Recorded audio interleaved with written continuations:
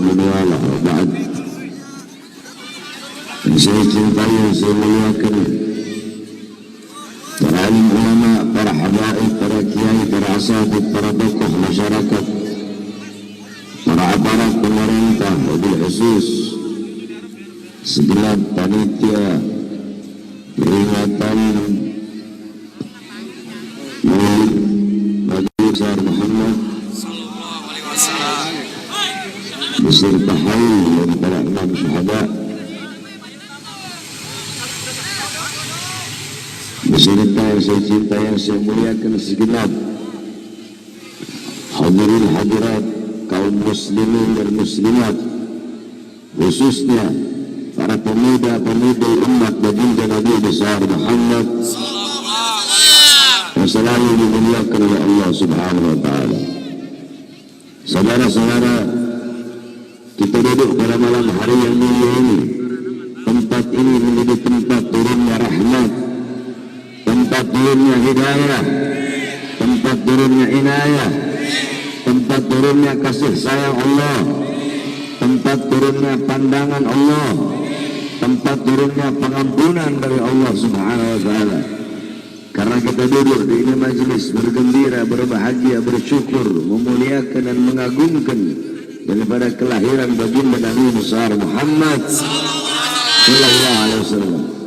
Dalam kitab Khawashi Syarwani ala Tuhfatul Muhtaj, yang dimana kitab tersebut adalah hasyiah daripada kitab Tuhfatul Muhtaj Al-Imam Ibnu Hajar Al-Haytami. Kitab Tuhfatul Muhtaj Al-Imam Ibnu Hajar Al-Haytami adalah syarah daripada kitab Minhaj Al-Imam An-Nawawi. Dalam kitab tersebut dijelaskan, inna afdalal layali huwa lailatul maulidus syarif, thumma lailatul qadar, thumma lailatul jum'ah, thumma lailatul isra.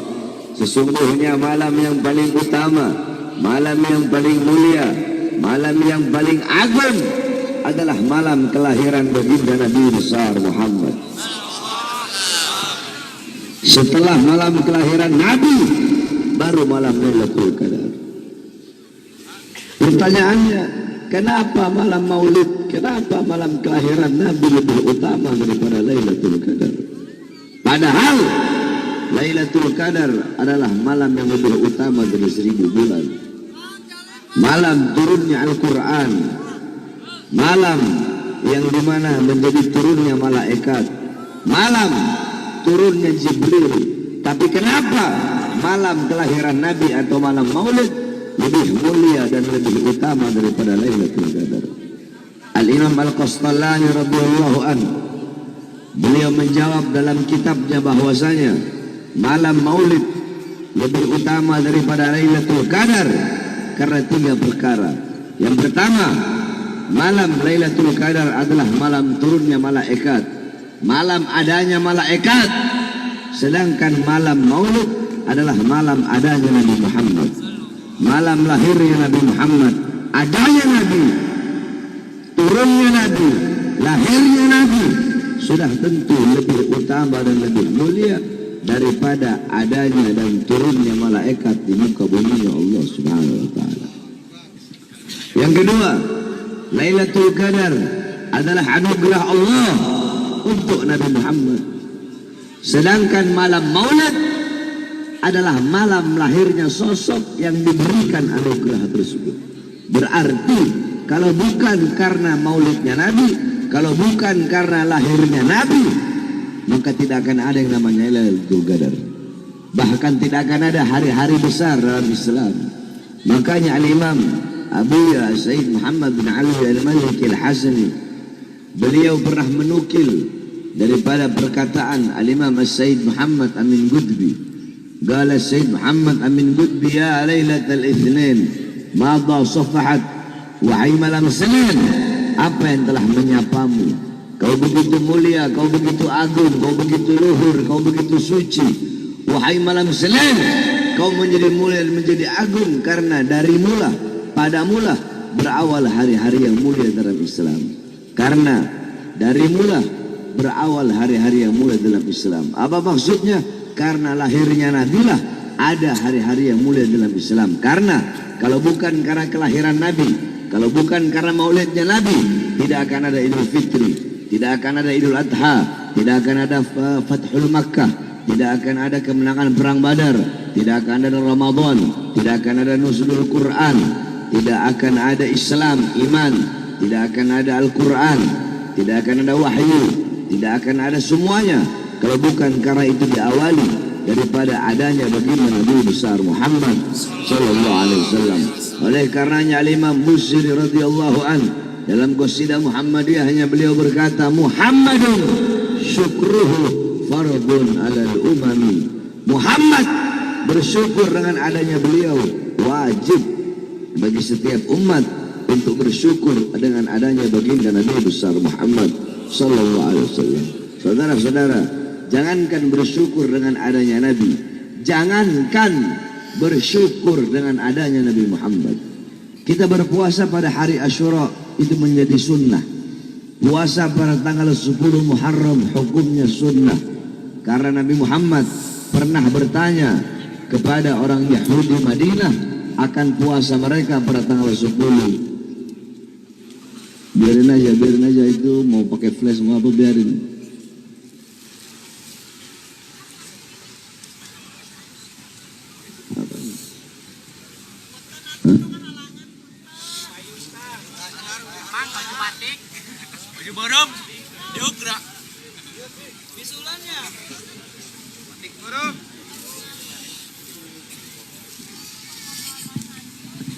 Jangankan bersyukur dengan adanya Nabi Muhammad. Kita berpuasa pada tanggal 10 Muharram. Nabi Muhammad pernah bertanya kepada orang Yahudi Madinah akan puasa mereka pada tanggal 10 Muharram. Yahudi Madinah menjawab, kami berpuasa pada tanggal 10 Muharram karena berbahagia, bersyukur atas selamatnya Musa dari kejaran Fir'aun.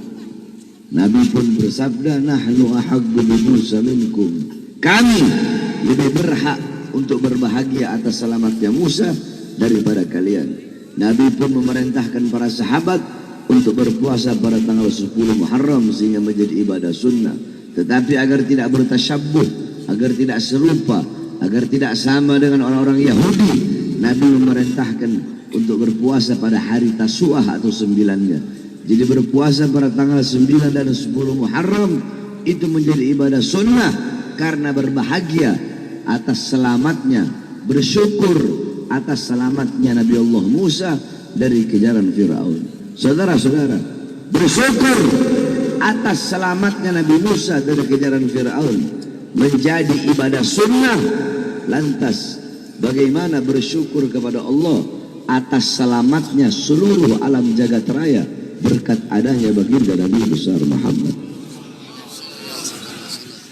Jikalau bersyukur atas selamatnya Nabi Musa saja menjadi ibadah sunnah, lantas bagaimana kita bersyukur atas selamatnya alam semesta dan alam jagat raya berkat Nabi Muhammad? Bahkan para nabi dan para rasul semuanya terselamatkan berkat Nabi Muhammad SAW. Sebab kenapa? Laulahu lam tukhrajid dunya minal adami. Kalau bukan karenanya Nabi Muhammad SAW, kalau bukan karena beliau, dunia tidak akan pernah keluar dari ketiadaannya. Yakni dunia tidak akan pernah ada kalau bukan karena baginda Nabi besar Muhammad. Allah pernah berkata kepada Nabi Adam, laula Muhammad ma khalaqtuka ya Adam. Kalau bukan karena Muhammad, tidak akan aku ciptakan engkau wahai Adam. Maka Nabi Allah Adam terselamatkan berkat Nabi Muhammad. Seluruh para nabi dan para rasul terselamatkan berkat Nabi Muhammad sallallahu alaihi wasallam. Maka jikalau bersyukur atas selamatnya Nabi Musa menjadi ibadah sunnah, maka bagaimana kita bersyukur kepada Allah atas selamatnya seluruh alam semesta dan seluruh alam jagat raya, seluruh dunia beserta isinya berkat baginda Nabi besar Muhammad sallallahu alaihi wasallam. Maka kita duduk pada malam hari yang mulia ini untuk bersyukur kepada Allah atas selamatnya atas lahirnya baginda Nabi besar Muhammad. Kita berbahagia, kita bergembira, kita memuliakan, kita mengagungkan kelahiran Nabi Muhammad. Walaupun udah bukan bulan Rabiul Awal, tetapi ingat saudara-saudara, ini adalah Indonesia, yang dimana Indonesia adalah satu-satunya negara yang paling banyak merayakan Maulid Nabi Muhammad SAW. Bukan hanya Rabiul Awal, mau Rabiul Awal, mau Rabiul Akhir, mau Jumadil Awal, mau Jumadil Akhir, tidak ada satupun negara di dunia ini yang dimana di setiap kalau udah masuk bulan Rabiul Awal, kalau udah masuk bulan Maulid, setiap gang-gang, lorong-lorong, kampung-kampung, surau-surau, musola-musola, masjid-masjid, lapangan-lapangan, setiap desa, kemudian kampung, kemudian wilayah, kabupaten, kota, kemudian daerah-daerah, seluruh Indonesia di Sabang sampai Merauke pasti merayakan Maulid Nabi Muhammad SAW. Tidak heran kita umat Islam Indonesia menjadi umat yang begitu dicintai dan dirindukan oleh baginda Nabi besar Muhammad SAW. Sebagaimana abuya Sayyid Muhammad bin Ali al-Maliki, beliau pernah berziarah ke Madinah. Ketika ziarah di depan kuburnya Nabi Muhammad SAW, beliau melihat Rasulullah yaqdatan, dalam keadaan sadar, keadaan terjaga. Beliau lihat Nabi Muhammad. Di belakang Nabi ada sekelompok umat. Beliau bertanya, ya Rasulullah, siapa umat yang ada di belakangmu itu? Rasulullah menjawab, mereka adalah umatku, yaitu umat Islam Indonesia.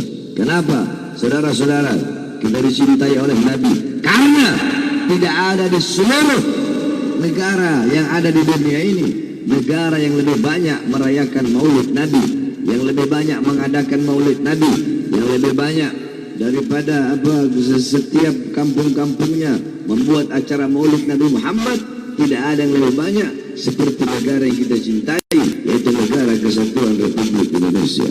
Akan tetapi saudara-saudara, sayang, begitu sayang, ribuan sayang, negara yang kita cintai ini, di mana negara yang mayoritas Muslim terbesar, negara yang menjadi mayoritas Muslim terbesar di dunia, negara yang dimana menjadi asas basis dari Ahlus Sunnah wal Jamaah, Ahlus Sunnah wal Jamaah, akidah Asy'ari Maturidi, mazhab Syafi'i, aswaja terbesar itu ada di Indonesia. Akan tetapi sayang seribu sayang, Indonesia yang dimana mayoritas Muslim, Indonesia yang dimana dikatakan sebagai Hadramut Tsani, Hadramut kedua, karena begitu banyak para anak cucu Rasulullah SAW. Indonesia yang sangat banyak ulamanya, banyak para kiai-kiainya. Indonesia yang begitu banyak pondok-pondok pesantrennya, yang begitu banyak masjidnya. Indonesia yang begitu banyak para ulamanya. Indonesia yang Ahlus Sunnah wal Jamaah terbesar di dunia.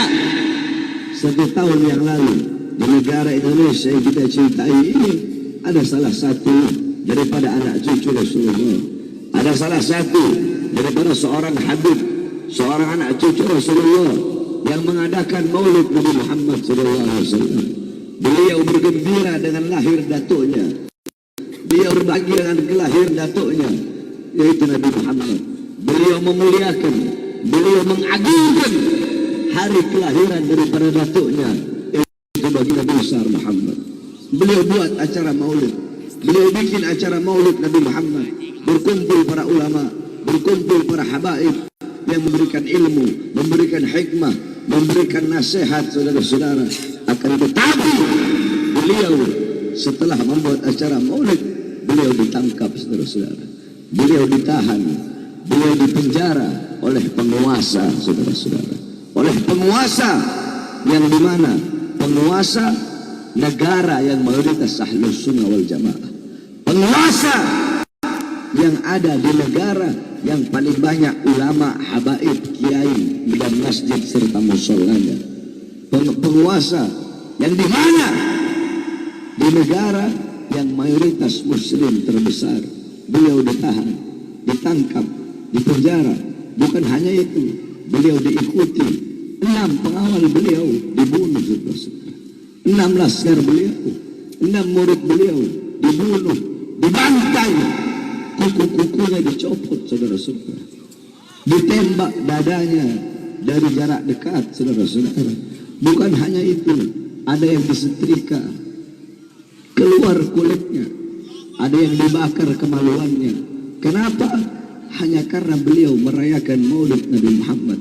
Demi Allah, saudara-saudara, tidak ada negara, tidak ada suatu zaman, dari zaman dulu sampai sekarang, tidak ada orang yang membuat acara Maulid Nabi Muhammad ditangkap, ditahan, dan dipenjara.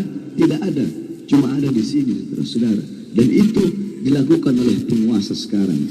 Tidak ada dari zaman dulu sampai zaman sekarang orang yang masuk ke dalam penjara, orang yang dipenjarakan, yang dibunuh karena merayakan Maulid Nabi Muhammad, kecuali sosok Al-Habib Muhammad Rizik bin Hussein bin Syihab.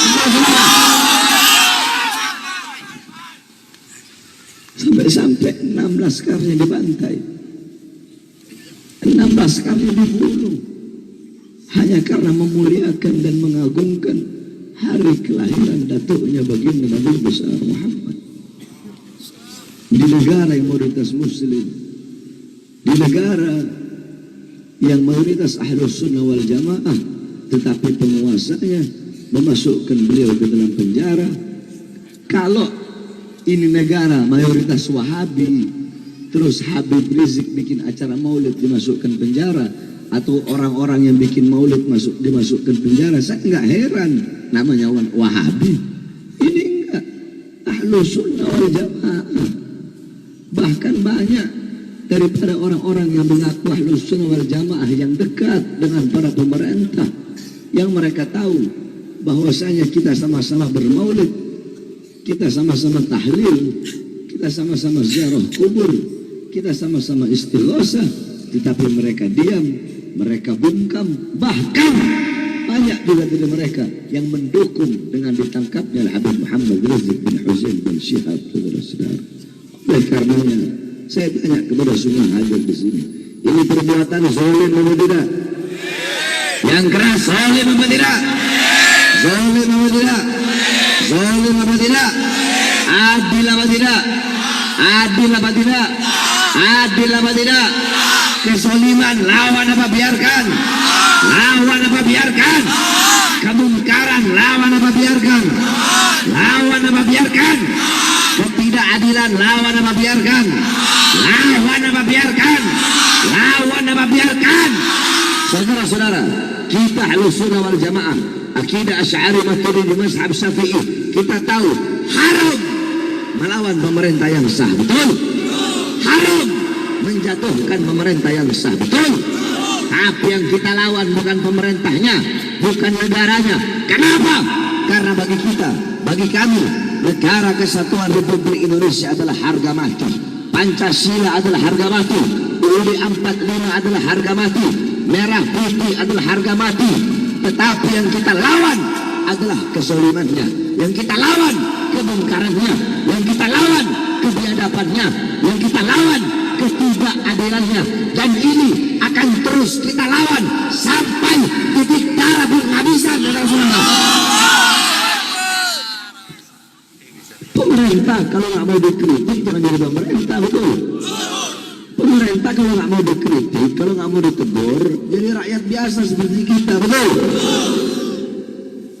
Hukum yakni ketidakadilan disodorkan, diperlihatkan, dipertontonkan secara nyata. Udah bukan sembunyi-sembunyi lagi. Penghina agama tidak pernah diproses, betul? Tapi kalau kita orang yang selalu mengkritik penguasa yang berseberangan, begitu dilaporkan langsung diproses, langsung dipanggil jadi saksi, dari saksi langsung jadi tersangka, jadi tersangka langsung ditahan. Adil apa tidak? Adil apa tidak? Ketidakadilan dipertontonkan dengan nyata. Saudara-saudara, Al-Habib Muhammad Rizik bin Hussein bin Syihab, beliau diborgol kedua tangannya hanya gara-gara maulid Nabi Muhammad. Tangan yang mengalir darah suci Rasulullah diborgol, sedangkan tangan-tangan kotor para koruptor tidak diborgol, saudara-saudara. Beliau dibikin seperti seorang penjahat besar. Beliau dibikin seperti seorang gembong dan bandar narkoba. Padahal beliau hanya melakukan maulid Nabi besar Muhammad sallallahu alaihi wasallam.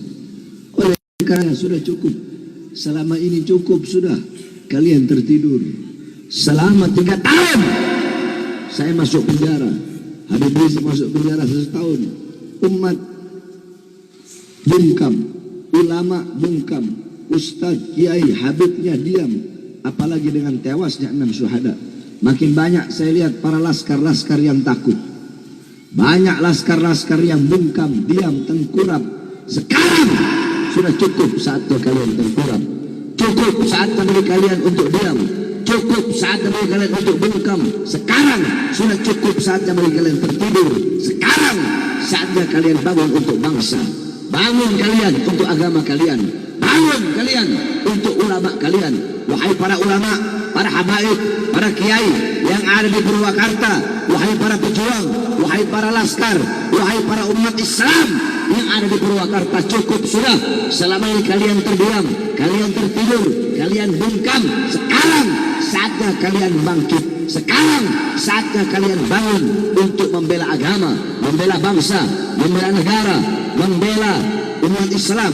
Sampaikan kepada mereka, para pengkhianat-pengkhianat bangsa, sampaikan kepada mereka daripada pejabat-pejabat, menteri-menteri yang bertambah kekayaannya di masa pandemi, sedangkan rakyatnya susah, yang hidup senang di saat rakyatnya kelaparan, yang hidup senang di atas penderitaan rakyat. Sampaikan kepada mereka yang terus mengirim tenaga kerja dari asing, sedangkan pribumi Indonesia, pemuda-pemudanya masih banyak yang pengangguran. Sampaikan kepada mereka bahwasanya di dalam hati kami para pemuda-pemudi merah putih selalu hidup abadi. Maka sampaikan, kami bersumpah demi Allah, selama darah kami masih merah, tulang kami masih putih, merah putih, maka selama itu kami akan tegak berdiri, tidak akan pernah tunduk kepada kezaliman, tidak akan pernah tunduk kepada ketidakadilan. Selama darah kami masih merah, tulang kami masih putih, merah putih, maka selama itu kami pemuda-pemudi Indonesia akan bangkit, akan berjuang, berada dengan depan untuk membela negara Islam Republik Indonesia. Saya tanya, siap berjuang untuk bangsa, siap berjuang untuk Islam, siap berjuang untuk negara, siap bersatu? Allahu Akbar, Allahu Akbar, Allahu Akbar. Ya, sekaligus haul dari 6 syuhada. Saya sampaikan kepada kalian, khususnya para laskar, saudara-saudara, 6 syuhada tersebut mereka telah membuktikan kecintaannya kepada anak cucu Muhammad.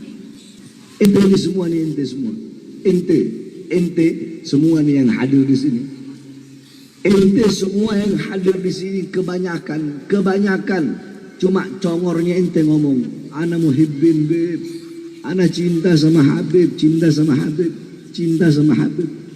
Ente semua, ente semuanya ente yang hadir. Anak nggak ngomong perempuan, anak ngomong itu yang laki-laki, khususnya yang muda, bukan itu apa, yang 50 tahun ke bawah. Ente semua, anaknya, ente jawab yang jujur. Kemarin ente orang ikut gak jemput Habib Rizik ke Bandung? Jawab, ikut.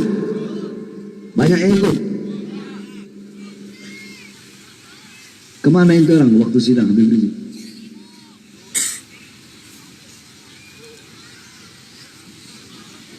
Nyadar diri ente? Nyadar diri enggak?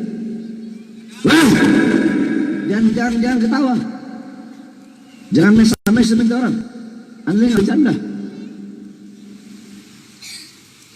Ente orang yang undang Habib Rizik datang ke Indonesia. Ente sambut di bandara jutaan orang. Ketika beliau masuk penjara di sidang, kemana? Ada ibu, itu sedikit ibu dari Jakarta. Kemana itu orangnya laki-laki? Hah? Semenjak 6 pengawal dibunuh, ente diem, ente ketakutan, tengkurap, takut di penjara. Hah? Bagaimana ente mau berjuang? Bunuh di penjara. saja yang takut. Makan tenaga hatta sedikit untuk pergi perukar hal sidang kau. Terus itu mau ngomong, saya bercinta ulama, saya bercinta Habib Rizik. Hei, pendusta kalian. Lihat kelak di akhirat, orang yang kalian akui saya cinta kepada Habib ini, di akhirat Habib itu yang dizolimi nanti di akhirat akan mengadukan diamnya dan bungkamnya kalian kepada kakeknya Nabi Muhammad SAW. Kami akan menjadi saksi atas bungkamnya kalian, diamnya kalian, atas apa yang dilakukan oleh penguasa kepada anak cucu Rasulullah SAW. Okelah anak, nggak perlu, kalau anak nggak perlu, karena anak bukan siapa-siapa.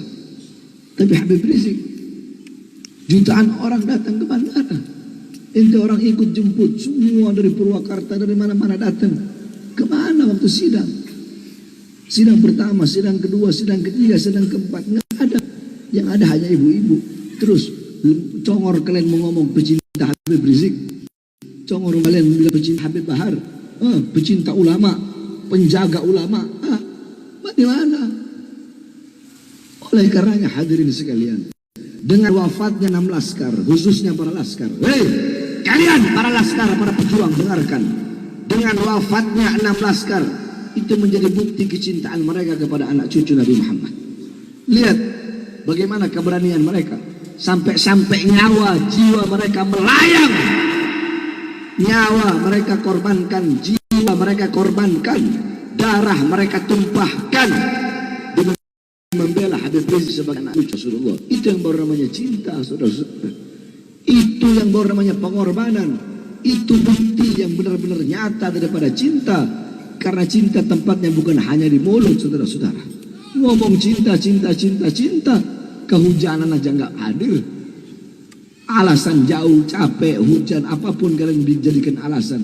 Itu bohong, kalian hanya ikut-ikutan. Lihat 6 orang tersebut. Itu adalah bukti daripada kecintaan mereka. Itu tujuan daripada hidup mereka. Mati membela Islam, mati menjaga cucu Rasulullah SAW. Dan insya Allah sekarang mereka bisa berkumpul bersama kakeknya Habib Rizik, yaitu Rasulullah SAW. Kenapa? Karena mereka wafat, mereka meninggal untuk menjaga dan membela anak cucu Rasulullah SAW. Nah, wafatnya 6 laskar tersebut, meninggalnya 6 laskar tersebut, jangan kalian jadikan air yang memadamkan semangat juang beliau. Aduh, saya takut nanti kalau bangkit berjuang lagi, nanti saya ditembakin kayak 6 laskar tersebut. Jangan jadikan wafatnya beliau-beliau, jangan membakar semangat kalian untuk makin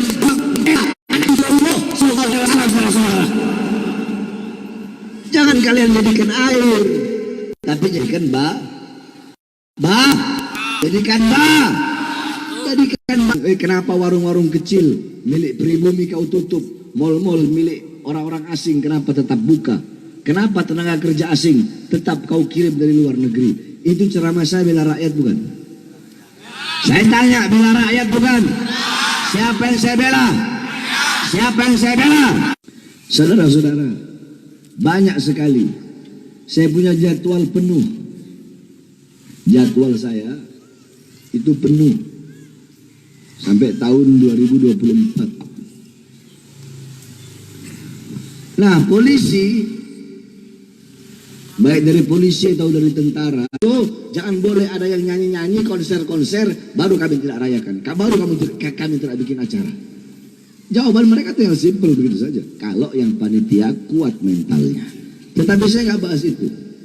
Saya hanya ingin bilang, kalian dari aparat pemerintah, kalau panitia dari manapun, dari Sabang sampai Merauke ngundang saya ceramah, saya katakan risiko paling kecil itu di penjara, risiko besar saya dibunuh. Oleh karena yang saya sampaikan, jangankan hanya di penjara, saudara-saudara. Jangankan cuma di penjara, dengarkan, jangankan cuma di penjara, difitnah, dihina, dicaci, atau dimaki. Zolim, tidak memamurkan rakyat, maka kita doakan agar Allah berikan kehancuran. saudara-saudara. Amin, amin ya rabbal alamin. Terakhir saudara-saudara, sebelum saya tutup, sebagaimana yang saudara-saudara tahu bahwasanya kami sedang membangun pondok pesantren dan kami